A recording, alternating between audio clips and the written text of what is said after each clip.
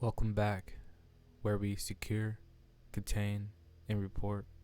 Today we're taking a deep dive into one of the most infamous anomalies in the SCP archive, SCP-173, the first SCP ever documented. But just because it was the first, doesn't mean it was the least dangerous.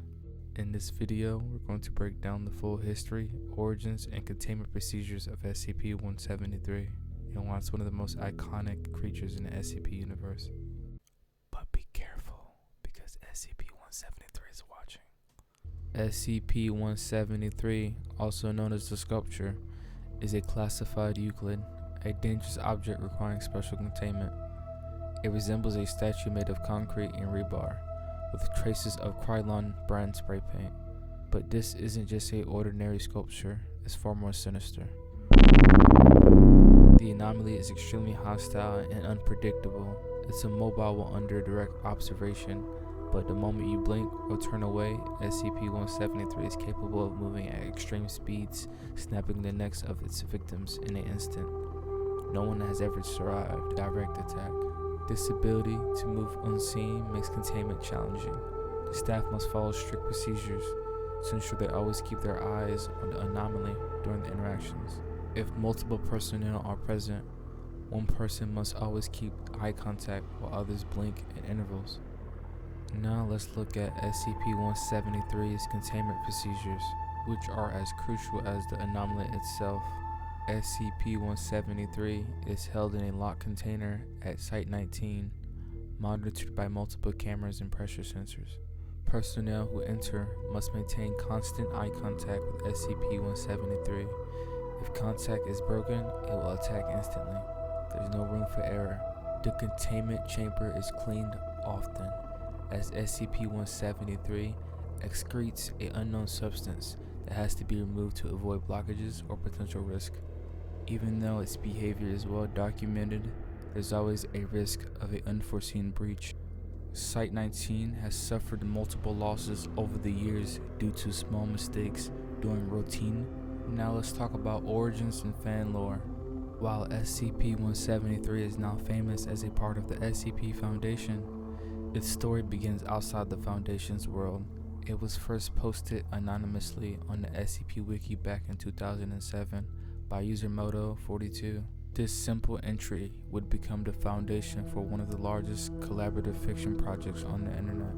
The image associated with SCP-173 is actually a photo of an artwork by Japanese artist Izumi Kato.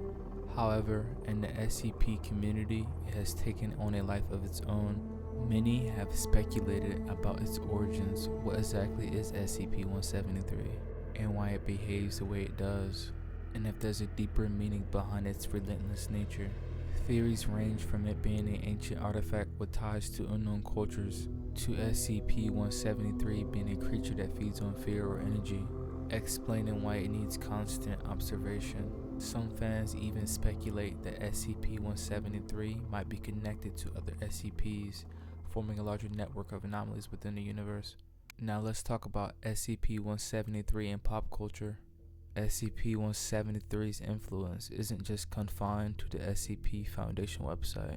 It's been featured in video games like SCP Containment Breach, becoming one of the most iconic enemies players encounter. It's its blink and you die mechanic that adds a layer of suspense and dread. It's also appeared in numerous fan-made animation, short films, and even referenced in other horror media. SCP-173 represents the universal fear of being watched by something that you can't look away from. Its influence has transcended its wiki origins, becoming a staple in internet horror culture. Now let's move on to theories and future research. As the SCP universe expands, so does the mystery of SCP-173. Is there more to discover about this SCP? Could it evolve into something deadlier? There have been rumors in some SCP files about other sculptures, possibly related to SCP-173, but so far, none have been confirmed. With the SCP Foundation's resources constantly shifting and new anomalies being discovered, it's possible we haven't seen the last of SCP-173 capabilities. Perhaps it's waiting just beyond the next blink. That wraps up today's deep dive into SCP-173. Let me know in the comments what you think SCP-173's true nature is, and what SCP we should cover next. Remember, in the world of the SCP Foundation, nothing is ever as it seems. Stay safe, and I'll see you in the next report.